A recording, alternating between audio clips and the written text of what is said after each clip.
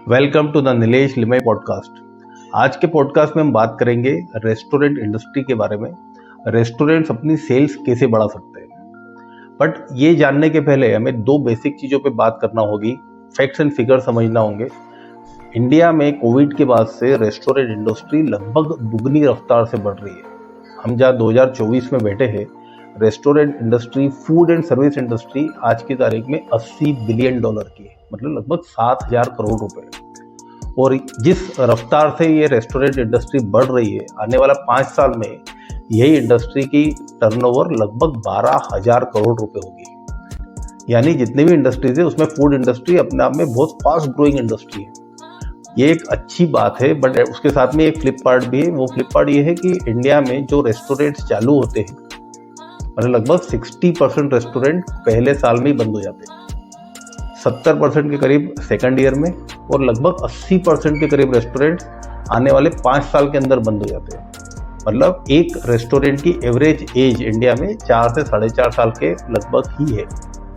तो जहां हमारी इंडस्ट्री इतनी तेजी से, इतनी रफ्तार से बढ़ रही है, वहीं पर रेस्टोरेंट्स चालू होने के 5 साल के अंदर पहले ही साल में 60% रेस्टोरेंट बंद क्यों हो जाते हैं। हालांकि ये इंडस्ट्री बहुत लुक्रेटिव इंडस्ट्री है। लुक्रेटिव इन द सेंस कि यहाँ पर आपको प्रॉफिट्स अच्छे होते हैं। अगर हम प्रॉफिट्स की बात करें तो अगर एक फुल सर्विस रेस्टोरेंट है तो वो लगभग 6 से 7% का नेट प्रॉफिट कमाता है। अगर QSR है, क्विक सर्विस रेस्टोरेंट है, तो लगभग 10 से 12% तक कम मार्जिन्स वो कमाता है। और अगर वो बार है तो वो लगभग 15% तक जाता है। तो हालांकि प्रॉफिट्स अच्छे हैं, नेट प्रॉफिट्स अच्छे हैं, टर्नओवर अच्छे हैं, बट उसके साथ में फ्लिप पार्ट है कि उसके बावजूद 60 to 80% रेस्टोरेंट पहले से 5 साल के अंदर बंद हो जाते हैं। मैं आपको 5 से 6 ऐसी चीज़ें बताऊंगा जिससे आप अपने रेस्टोरेंट बिजनेस को प्रॉफिट्स में ला सकते हैं, या अगर वो प्रॉफिट में है तो उसको और ज़्यादा बढ़ा सकते हैं।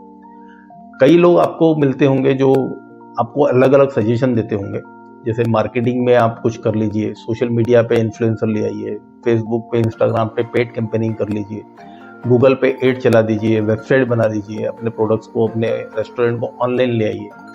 ये सारे मार्केटिंग गिमिक्स तब काम आते हैं जब आपका रेस्टोरेंट एक लेवल पे जाकर वर्क कर रहा है, एक प्रॉफिट्स कमा रहा है। बट अगर आप स्टार्टअप है या आप ऑलरेडी 1 या 2 साल से अपने बिजनेस को रन कर रहे हैं और वहाँ पर अगर आप खर्चा करना चाह रहे हैं, तो एज ए कंसल्टेंट मेरी सलाह है कि आपको बहुत सोच समझ के मार्केटिंग करना चाहिए, जिससे आपके प्रॉफिट्स बढ़े, लॉसेस कम हो, और आप अपने पैसे को, आप अपने इन्वेस्टमेंट को ऐसी जगह करें जहाँ से आपको रिटर्न में कुछ आने की ज़्यादा उम्मीद हो। एज ए कंसल्टेंट मैं आपको ये जरूर बोल सकता हूँ कि अगर आप इसको रिलीजियसली फॉलो करेंगे तो आपके बिजनेस में बढ़ोतरी होगी ही होगी। पहला जो सबसे इम्पोर्टेंट पार्ट है वो है लोकेशन।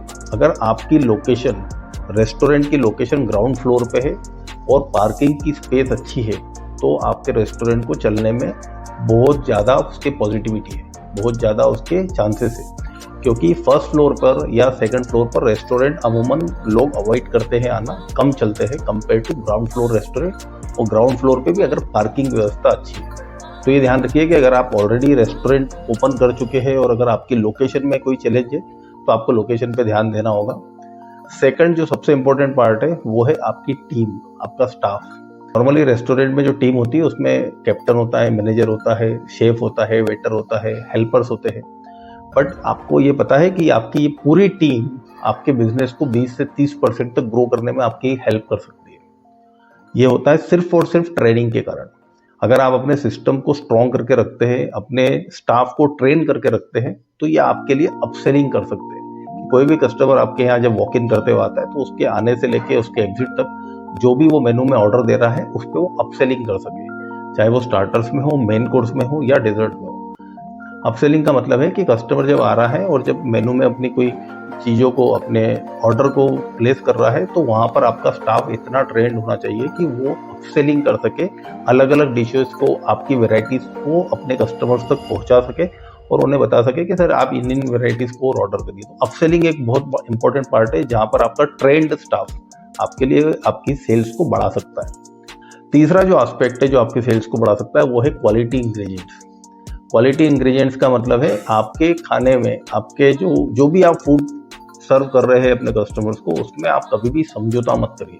चाहे वो सब्जी हो, चाहे वो मसाले हो, चाहे वो ऑयल हो, चाहे वो आटा हो या चावल हो, कोई भी चीज़ जो आपके रेस्टोरेंट में आ रही है वो इंश्योर करिए कि वो क्वालिटी की हो, क्योंकि कस्टमर आपको शायद डायरेक्टली मुंह पे फीडबैक नहीं देगा, बट ये बहुत ज़रूरी होता है कि जब हम कस्टमर को कोई चीज़ सर्व कर रहे हैं तो आपका एक ब्रांड इमेज, आपकी एक रेस्टोरेंट की इमेज उसके साथ जुड़ी हुई है, तो आप अपने कस्टमर्स को हमेशा इंश्योर करिए कि क्वालिटी स्टफ, क्वालिटी इंग्रेडिएंट्स के साथ में ही उस डिश को परोसें। तीसरी चीज़ है हाइजीन।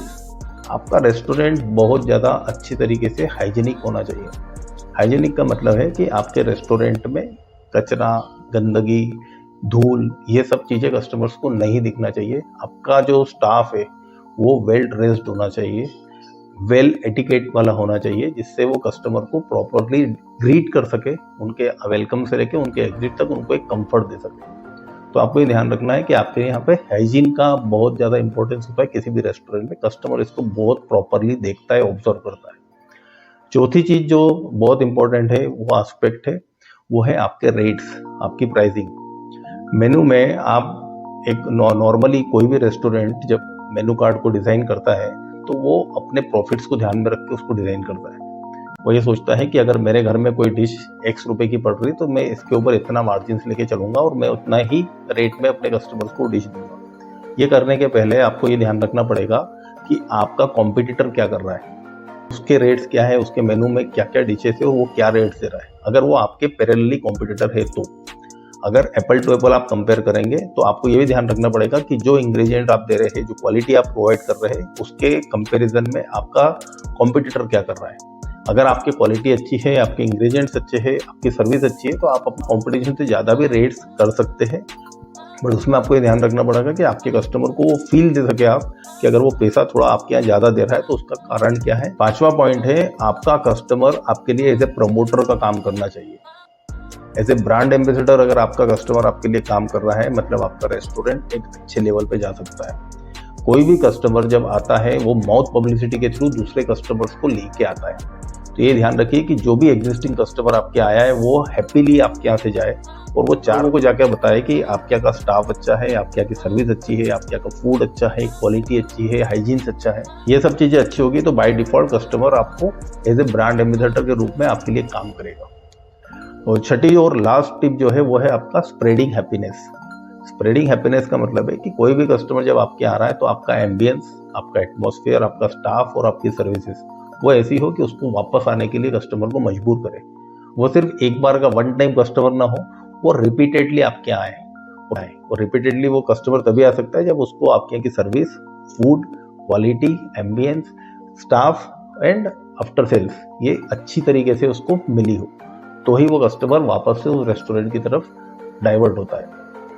तो इन 5 से 6 चीज़ों को अगर आप ध्यान में रखेंगे और अपने बिजनेस में इम्प्लीमेंट करेंगे तो मैं आपको एज ए कंसल्टेंट बोल सकता हूँ कि आपके बिजनेस में प्रॉफिट्स होगा, कस्टमर वापस आपके आएगा और इन किसी भी पॉइंट्स में आपको कोई भी इन्वेस्टमेंट अलग से करने की ज़रूरत नहीं है, कोई भी एड या खर्चा करने की ज़रूरत नहीं है। या आप ऑलरेडी कर चुके हैं एज ए इन्वेस्टमेंट आपके लोकेशन में, आपके फूड में, आपके स्टाफ में, या आप ऑलरेडी कर चुके हैं।